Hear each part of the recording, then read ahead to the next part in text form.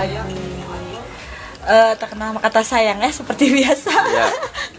Nah, saya Ibu Merlin, saya masih dalam artian masih pengelola di sini. Untuk tanggung jawab saya di sini itu mengetuai konservasi terus pengelolaan air terjun. Selamat datang di wisata konservasi dan edukasi Ipukan. Tapi mungkin karena kita lihat edukasi konservasi pasti orang lebih fokusnya ke itu pelestarian alam, itu pendidikan, itu penelitian, tapi ternyata enggak gitu. Karena Ipukan tidak hanya terdiri dari keanekaragaman hayati, tapi juga di sini non hayatinya insya Allah keren. Dan non hayatinya kami punya view, view bukit, terus air terjun kami punya 2, dan di sana untuk salah satu air terjunnya dijadikan zona untuk edukasi. Salah satu bukti bahwa di sini juga view-nya keren, berarti kan di mana-mana kalau misalnya view keren pasti banyak didatengin orang dari mana-mana. Gila dia camping ground kami. Dan untuk tiketnya 15.000 sehari semalam, itu sama kayak kunjungan. Karena emang yang cuma yang ngebedain cuman lama asuransinya. Kalau misalkan untuk kunjungan itu cuman dari pagi sampai maghrib. Dan kalau misalnya untuk camp itu beda lagi, itu untuk masa asuransi pun 1 hari 1 malam. Karena segala sesuatu kita lihat pahit-pahitnya kan. Ya. Halo, good morning. Morning cu. Ya, selamat datang di kawasan air terjun Cisurian, Lembah Cisurian tepatnya. Kenapa Cisurian orang lebih kenal? Emang karena untuk curug yang ada di Ipukan 2, Cisurian sama Payung, yang lebih dikenal itu curug Cisurian. Kalau Payung karena aku baru buka hutan 1 tahun kemarin.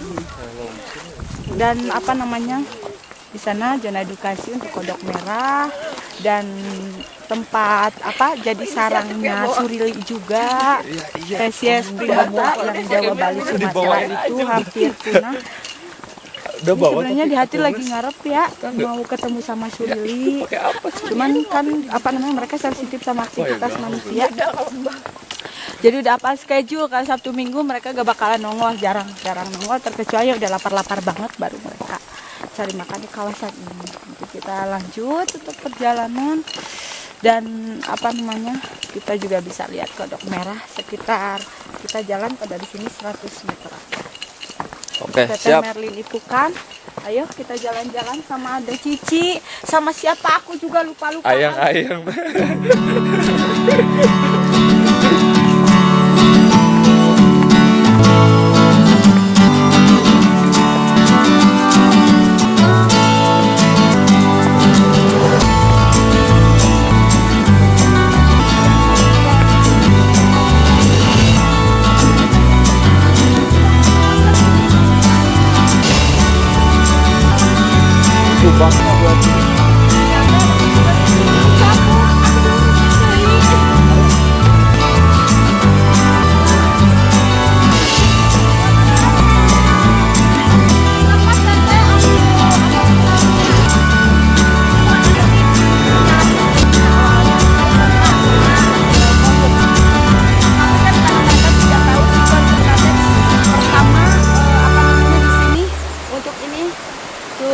Payung itu rata-rata tanam tumbuhan yang ada di sini kaliandra yang ini dia invasif, jadi tidak terlalu berguna untuk manusia, terus untuk satwa juga tidak, dan untuk penyebaran sporanya luar biasa. Jadi kalau dia kena angin aja tuh lihat, jadi gila perkembangbiakannya. Jadinya yaitu diberantas, cuman yang teteh biarkan berdiri di sini itu yang endemik aja kayak pati saji, terus jenjing berem, yang stylish agelis itulah albazalia gitu kan. Nah, dan keduanya mungkin orang akan menganggap dia kayak sedang berada di mana. Saya ada di dunia mimpi, di hutan belantara ada taman bunga.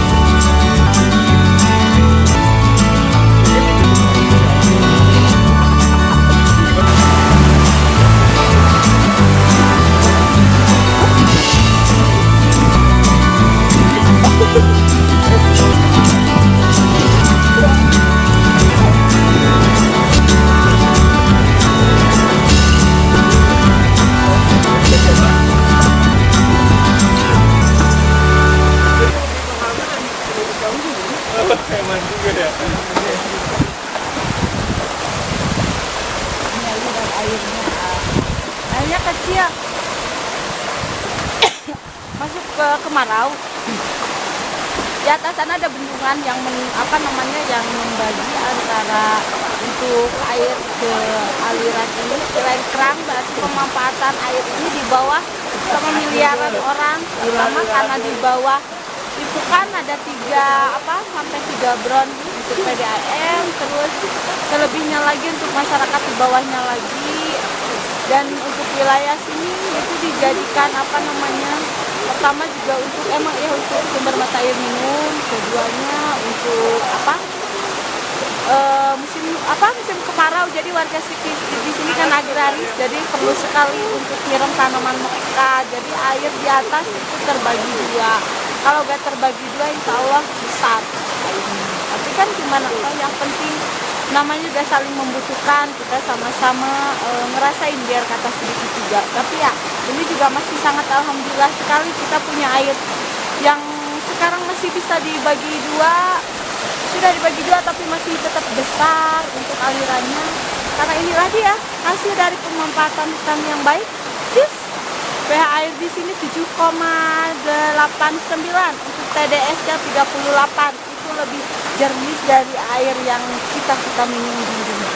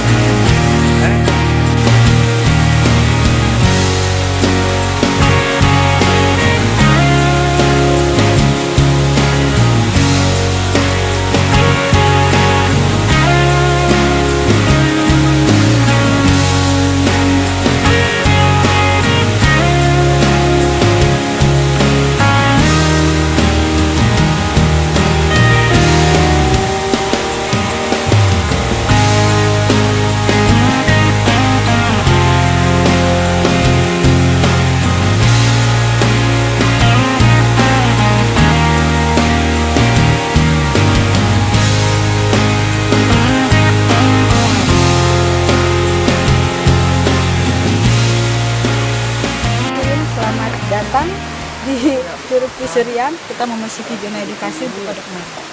Dan di sepanjang perjalanan kita ke air terjun Ciserian, kita akan nemuin banyak terong Belanda.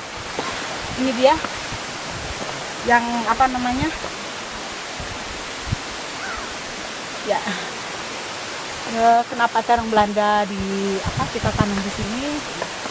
Mungkin ini bukan tanaman endemik di sini, bukan, tapi lebih ke pemanfaatannya.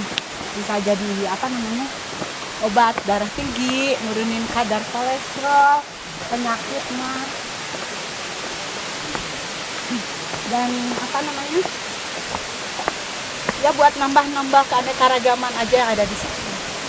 Nanti untuk sekitar berapa langkah lagi lah barulah kita akan ketemu dengan satwa yang di dunia bahkan kritis menuju punah, Pondok Merah. Untuk ilmiahnya Leptopteran currentata, yang nanti untuk pola hidupnya, untuk ciri fisiknya kita bisa jelasin langsung di lokasi. Karena emang menurut saya juga segala sesuatunya hanya berdasarkan artikel tanpa bukti nyata. Duh, rasanya setiap kerja keras saya di sini mungkin orang lain akan meragukannya. Cucur Cisuriannya sebelah sana. Kita masuk ke lembahnya.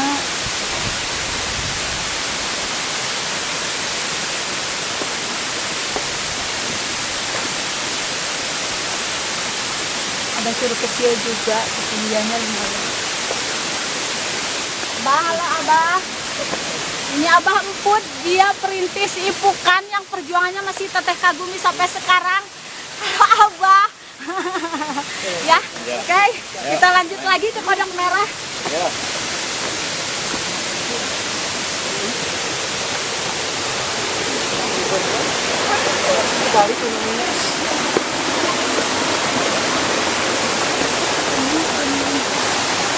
Kodok. Kodok. Bukan di Komo. Fenomenal sekali. Jalannya ke sini aja karena ketemu pergi. Ya, abnya. Waduh.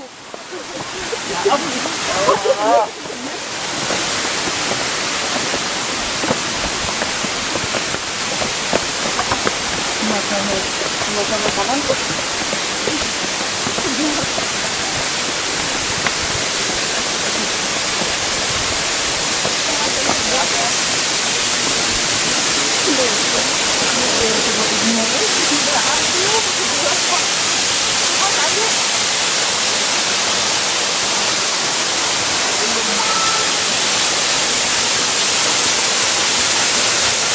Di sini tahu ya. Oke, kita tebak-tebakan. Tolong carikan teteh kodok merah di area sini. Sini carikan. Tolong carikan kodok merah yang mana? Aduh, kan iya ya bener ya. Kita lihat pertama dari ukuran. Ukuran dia 2,5 cm maksimal. Untuk warna kulit menyerupai batu dan lumut hijau hitam.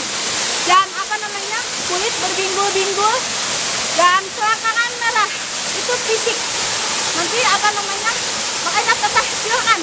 Orang yang nggak tahu sudah pasti keinjak. Orang yang nggak tahu sudah pasti menganggap itu bukan apa-apa. Sementara kalau misalnya kita paham benar tentang kodok merah, dia adalah satwa yang bisa menentukan steril atau tidaknya wilayah dia berada. Ayo cari.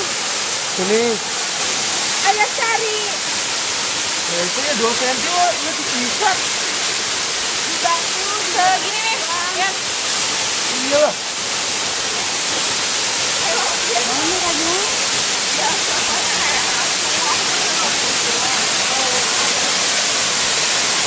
Dia hidup di area yang lembab dan dekat dengan air tanah. Alah, eta lain tah.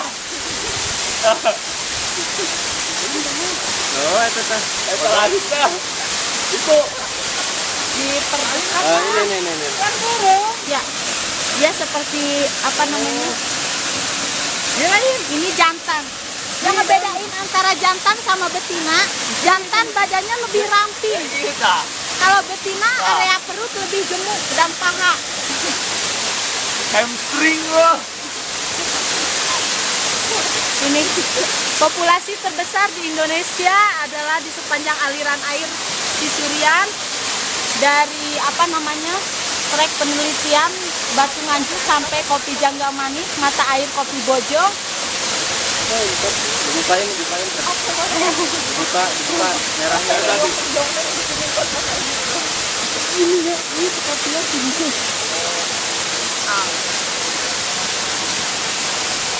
Bawahnya ya.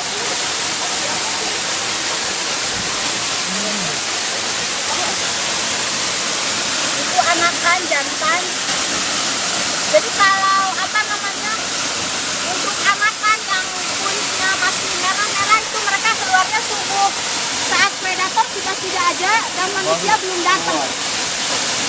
Jadi kalau manusia belum rame, mereka pasti banyak di sini. Kalau udah rame mereka pulang ke sarangnya. Itu mereka punya insting sensitif terhadap Karnivora aktivitas berarti ini. manusia. Ya. Keluarnya malam ya, agak malaman. Kalau keluar enggak, justru kalau malam mereka menghindar karena malam predator. Jadi mereka keluar dari sarang, saat pagi mereka baru balik lagi ke sarang mereka. Mereka itulah mungkin insting untuk menyelamatkan diri mereka dari predator. Dan untuk kodok kadang orang berpikir itu tidurnya kapan? Biasanya ke teteh tidurnya kapan? Dia tidak punya selaput mata, jadi dia mau tidur, mau melek, tetap Tetap melek. gitu. Ya. Jadi kalau dia lagi siang dia diam, itu dia lagi tidur. Karena kalau misalkan kita perhatikan, dia emang sensitif sama aktivitas manusia. Kalau yang diam berarti yang lagi tidur. Kalau yang lagi melek makan takut. Langsung gerak ya. Cuma ngajun ya. Jadi yang ini kan lagi tidur. Ini kita tetap pastikan mereka lagi tidur. Jadi dengan keberadaan kita mereka cek-cek aja.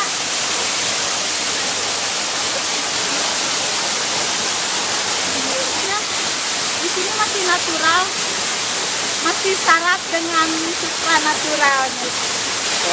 Mantap jiwa. Nah, iya itu naon tah?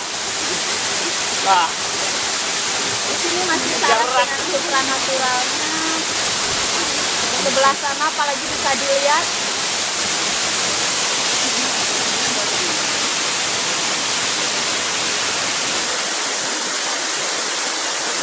Dan kalau kita lihat apalagi ke sejarah tahun 50-an, itu di sini tempat sembunyinya DITI.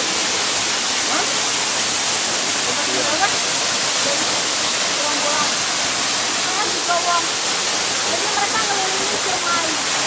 Disitulah baru terbantai semuanya. Dan untuk gencatan senjata pun sempat terjadi di area sini.